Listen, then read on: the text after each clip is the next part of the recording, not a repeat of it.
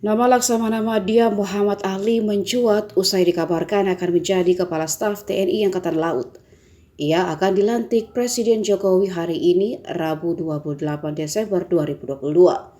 Sempat beredar sejumlah nama perwira tinggi bintang 3 TNI Angkatan Laut yang digadang akan menjadi Kasal. Tapi informasi yang didapat sebagaimana dilansir dari tribunnews.com, Jokowi telah memilih Laksdia TNI Muhammad Ali sebagai pengganti Yudo Margono.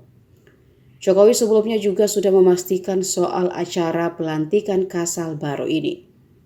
Menurut Presiden Jokowi, pelantikan Kepala Staf Angkatan Laut digelar hari ini. Katanya saat ditemui awak media di Pasar Pujasera Subang, Selasa 27 Desember kemarin.